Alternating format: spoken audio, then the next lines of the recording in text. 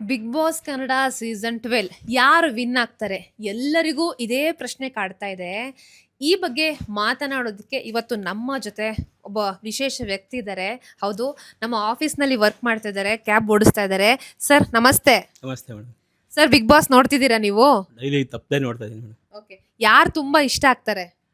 ನಮಗೆಲ್ಲರಿಗಿಂತ ಜಾಸ್ತಿ ಇಷ್ಟ ಆಗೋದು ಗಿಲ್ಲಿನೇ. ಓಕೆ. ಬಟ್ ನಮಗೆ ಗಿಲ್ಲಿನೇ ಗೆಲ್ಲಬೇಕು ಅನ್ನೋದು ನಮ್ಮ ಅನಿಸಿಕೆ ಇದೆ.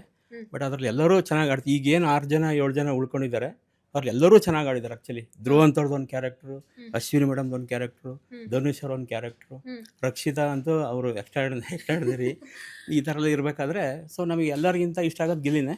ಅದ್ರಲ್ಲಿ ಪಾಪ ಇವರು ಅಶ್ವಿನಿ ಮೇಡಮ್ ಒಂದು ಮಾತು ಹೇಳಿದ್ರು ಮೊನ್ನೆ, ಇದುವರೆಗೂ ಲೇಡೀಸಲ್ಲಿ ಯಾರೂ ಗೆದ್ದಿಲ್ಲ, ಇವರು ಶ್ರುತಿಯವ್ರನ್ನ ಬಿಟ್ಟರೆ ಯಾರೂ ಗೆದ್ದಿಲ್ಲ ಅಂತ. ಅವ್ರಿಗೆ ಒಂದು ಗೆಲ್ಲಬೇಕು ಅಂತ ತುಂಬ ಆಸೆ ಇದೆ. ಬಟ್ ಮಧ್ಯದಲ್ಲಿ ಸ್ವಲ್ಪ ಎಲ್ಲೋ ಅವರು ತುಂಬ ಕುಗ್ಗೋಗ್ಬಿಟ್ರು. ಆದ್ರೆ ಮತ್ತೆ ಅವ್ರು ಸ್ಟ್ಯಾಂಡ್ ಎತ್ಕೊಂಡು ಸುದೀಪ್ ಸರ್ ಹೇಳಿದ್ರ ಮಾತು ಕೇಳ್ಕೊಂಡು ಮತ್ತೆ ಅವರು ಸ್ಟ್ಯಾಂಡಾಗಿ ನಿಂತ್ಕೊಂಡ್ರು. ಸೊ ಅವ್ರಿಗೆ ಗೆಲ್ಲಬೇಕು ಅನ್ನೋ ಹಠ ತುಂಬ ಇದೆ. ಪಾಪ ತುಂಬ ಚೆನ್ನಾಗಿ ಆಡ್ಕೊಂಡು ಬಂದಿದ್ದಾರೆ. ದಿವಸ ನೋಡ್ತೀವಲ್ಲ, ತುಂಬ ಎಕ್ಸ್ಟ್ರಾರ್ಡಿನರಿ ಆಡಿದ್ದಾರೆ. ಮತ್ತು ಅವ್ರ ಜೊತೆ ಪಾಪ ಧ್ರುವ್ ಅಂತೂ ಸಪೋರ್ಟ್ ಮಾಡಿದ್ದಾರೆ.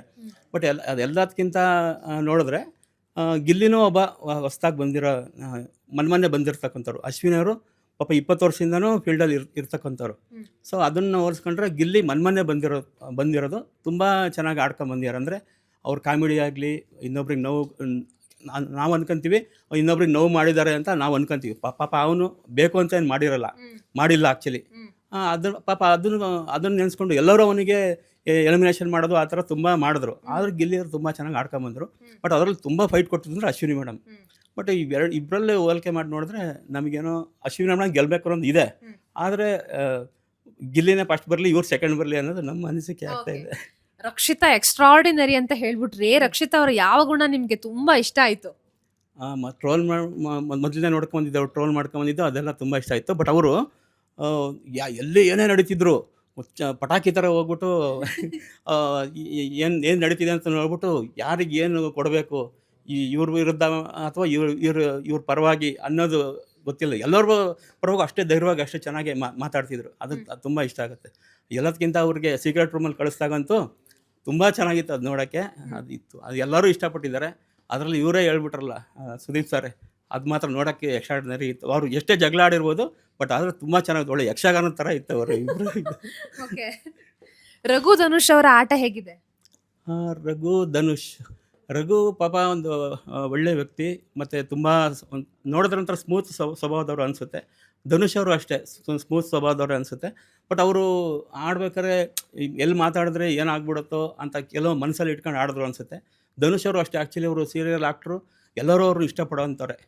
ಆದರೆ ಅದೇ ಅವರು ಸ್ವಲ್ಪ ಶಕ್ತಿಯುತ ಇರೋದ್ರಿಂದ ಟಾಸ್ಕ್ ಎಲ್ಲ ಚೆನ್ನಾಗಿ ಆಡಿದ್ದಾರೆ. ಬಟ್ ಇದರೊಳಗೆ ಗಿಲ್ಲಿಗೆ ಹೋಲಿಸ್ಕೊಂಡ್ರೆ ಸ್ವಲ್ಪ ಕಮ್ಮಿ ಅನಿಸುತ್ತೆ. ಗಿಲ್ಲಿ ಒಂಥರ ಓವರ್ ಆಲ್, ಬಟ್ ಎಲ್ಲದರಲ್ಲೂ ಎಲ್ಲ ಜಗಳದಲ್ಲೂ ಮಾಡಿದ್ದಾನೆ. ಪಾಪ ಟಾಸ್ಕ್ ಅವನಿಗೆ ಆಡೋಕ್ಕಾಗಿಲ್ಲ, ಯಾಕೆಂದರೆ ಅವನಿಗೆ ಅಷ್ಟೊಂದು ಶಕ್ತಿ ಇಲ್ಲ ಅಂದ್ಕೊತೀನಿ ಅಷ್ಟೇ. ಬಟ್ ಪಾಪ ಅವರು ಎಷ್ಟು ಹಾಕಬೇಕೋ ಅಷ್ಟು ಫೋರ್ಸ್ ಹಾಕಿದ್ದಾರೆ. ಬಟ್ ಆ ಟಾಸ್ಕ್ ಕೆಲವು ಕಡೆ ಗೆದ್ದಿಲ್ಲ ಅಷ್ಟೇ.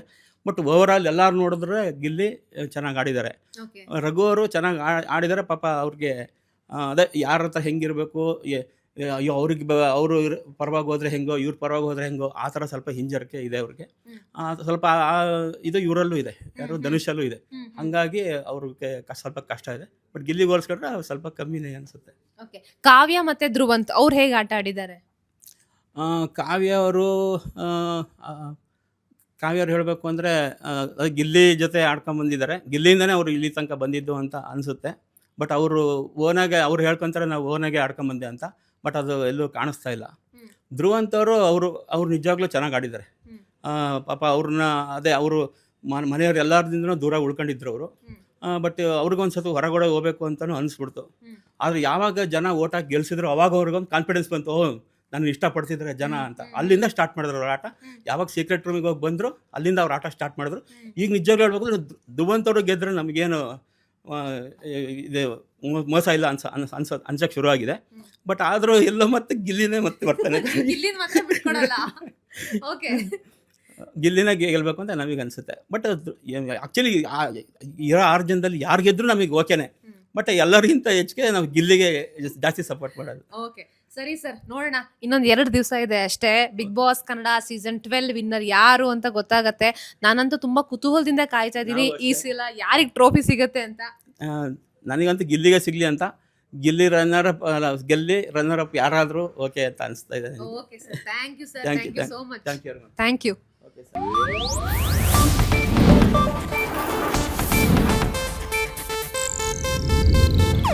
ಇದು ಏಷ್ಯಾನೆಟ್ ನ್ಯೂಸ್ ನೆಟ್ವರ್ಕ್ ಪ್ರಸ್ತುತಿ.